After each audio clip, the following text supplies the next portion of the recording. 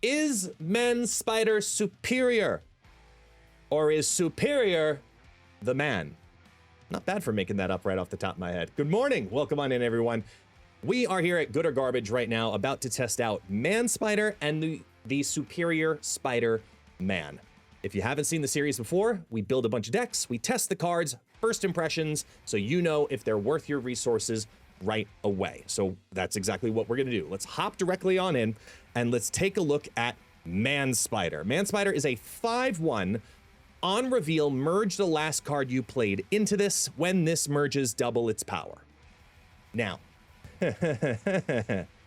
so over the last week or so, I've put out my initial impressions of this card, that this is really cool because you get the juke move. You're going to be able to remove some negative abilities, because we saw in the season announcement video that you could take something like Typhoid Mary, which has a negative effect. But when this absorbs it and turns into a 22 power card with no negative effect, and it doesn't have to be in the same lane, which is really cool.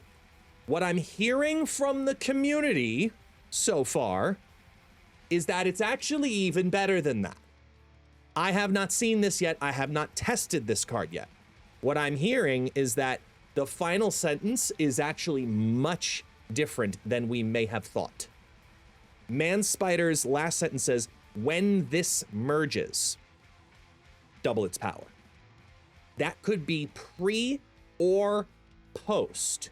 So if you play this down onto an Agony, it will do a doubling of power. When you merge something like a Spider, not Spider, SPDR, well, yeah, Spider, yeah, same thing, from Penny Parker, it's going to do it. When you have Absorbing Man followed that Man Spider, it multiplies twice. There's, I don't know if that's supposed to work, but apparently it does. And that's what we're going to test out today. So these decks are what I've built so far prior to any of these other discoveries. Okay? Let's take a look. First and foremost, we've got Dungeons, Dragons, and Spiders. This is my take, just simply a quick substitution. This is not a chaotically discovery, build. Okay, this is not anything original by any stretch of the imagination. Let's be very clear about that. This is a Sauron deck. Even with the nerf to Sauron going to 1/2, it doesn't matter. But there's a lot of big power in here. I am still going to run the Ares line on this, and I'm going to run the Scar line on this, because what I really like is the idea of going Luna Snow into Man Spider, because that is a nice, simple way. If you don't get your Ares or Typhoid Mary, there's no need to play the Zabu line into this, where you do that with Cull Obsidian, and that's your other 4/10. I think Luna Snow kind of fills that void and gives a total of more power that way than the other combinations. So that's the direction I want to go with this. I'm going to try this with Scar. Is it going to work? I have no idea. But knowing the meta, I think that it's likely to be pretty okay. That's my projection. Pretty okay. Going into then Zombie Giant Man Spider. Now, Zombie Giant Man Spider is exactly what it sounds like. It's a Zombie Giant Man and a Spider deck from the Hordes, because we're mixing in Man Spider into this. Now, what is Man Spider's role in this Horde package? The biggest piece of what this is doing is allowing you the flexibility between Absorbing Man, Man Spider, and Zombie Giant Man. The flexibility to say, you don't know on the final turn where the big play is going to be. Because I could go Zombie Giant Man into Man Spider. Sure. But by moving my Werewolf by Night on the final turn also, you don't know.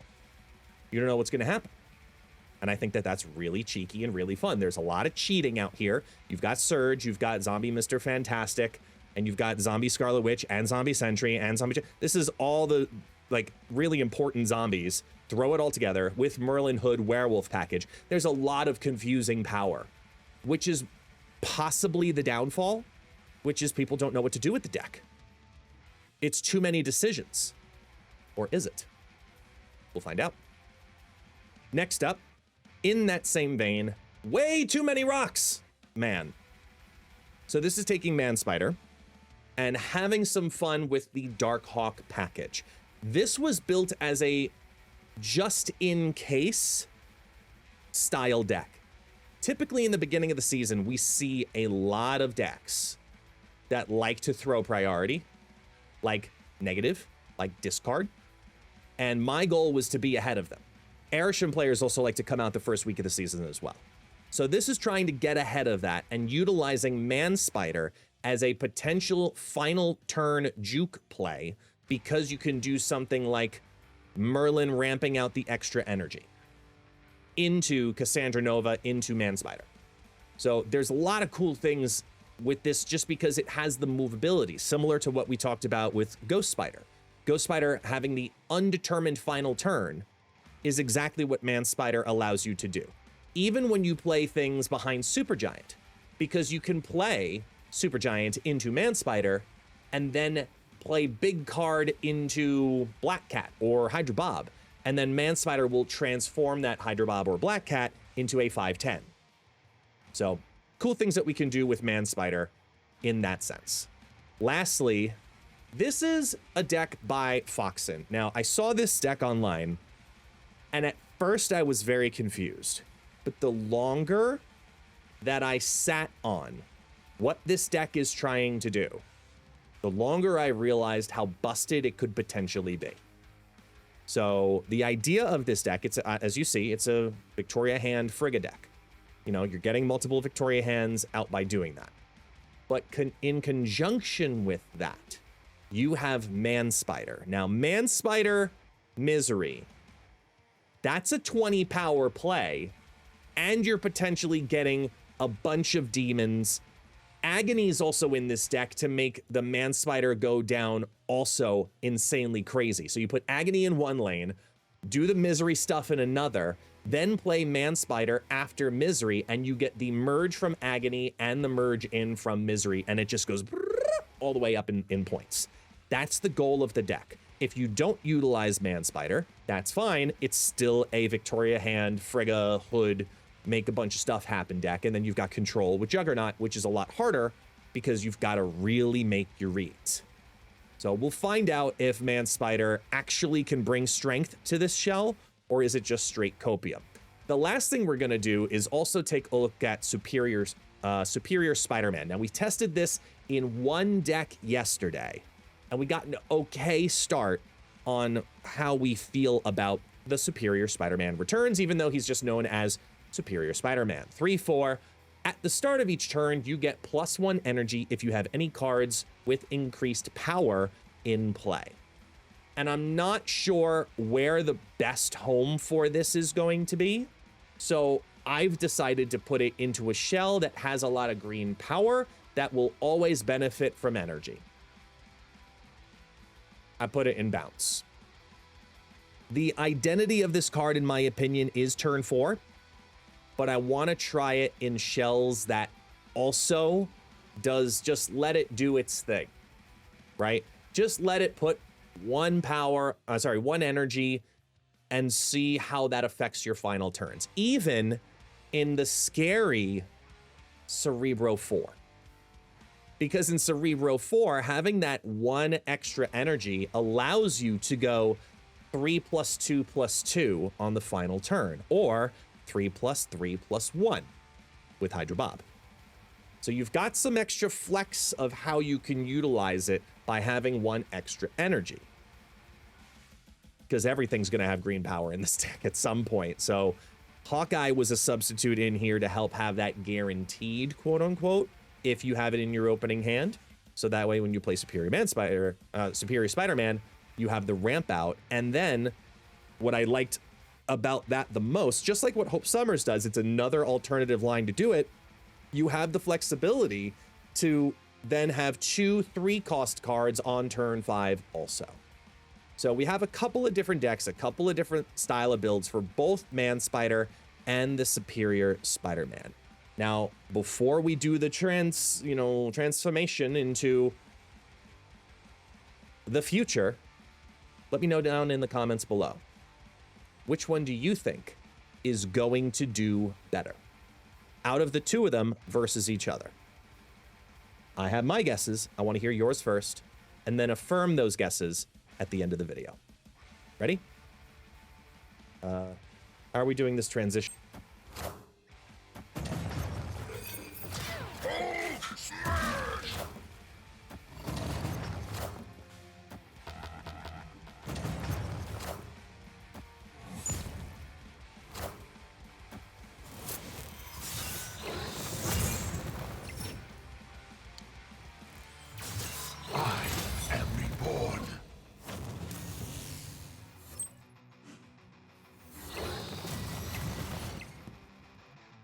We did it! Victory! It hit the Proxima! We did it! 24 hours! Let's go! All right, and time. So it's only been a couple of hours, and I'm gonna freeze the whole good or garbage video already. Because, yeah. That in 24 hours. Man spider. Okay? Man spider. Let me be very clear about this. Man spider. We don't even need to talk about Superior Spider-Man. C tier card. This is what the whole video should be about. The strength of this card. Okay? Foxen's deck did fantastic. This coasted. Absolutely coasted. This was one of the easiest climbs I have ever had.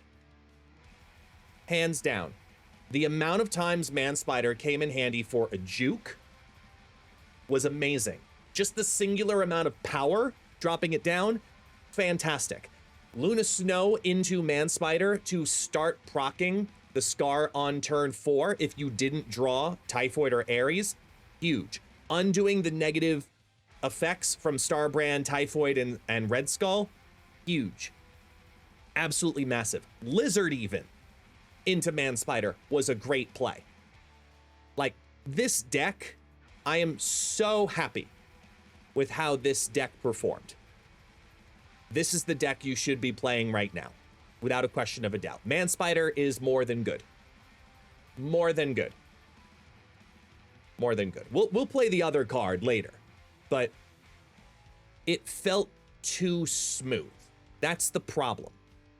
The power that came from these decks, as you see, we started doing some, like, trying some cheeky stuff, and it was okay. You know, we were on good streak, and then we got on a losing streak, and this didn't feel like the proper home. Neither did the full going all in on the Horde package, but there's probably a subset of this that has value. Foxen's deck went 16-4. We averaged 1.5 cubes per game on that one. Both of these, let me be very clear here. Both of these, 48 and 31, okay? That was exclusively in the 90s. We ran into, and the chat can confirm, like, pretty much no bots in the 90s. Absolutely insane. Oh, the last game just registered. So yeah, in those 15 games, we averaged 3.2 cubes a game. Man Spider's good. Like, really good. And is that a problem? Seriously, is that a problem? Because think about it. Think about it like this. Man Spider was incredibly strong. And we're seeing more and more people play Man Spider in the last 24 hours. Myself included. I will continue this. The extra merges can make that thing crazy. But even just one into a double is notable. And probably the strongest 5-cost card right now in the game because of the flexibility of movement in conjunction with incredible amounts of power. Basically what Vision wants to be, Man Spider's in a way doing it better. This is a really good card.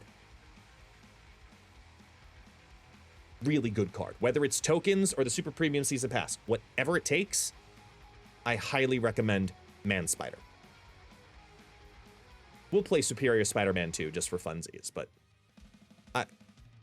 it's probably not going to change my opinion on it, which is that it's not as good as Hope Summers or Wiccan. There are better things you can do for 3-4. But this, just, not you, but like this. All of this.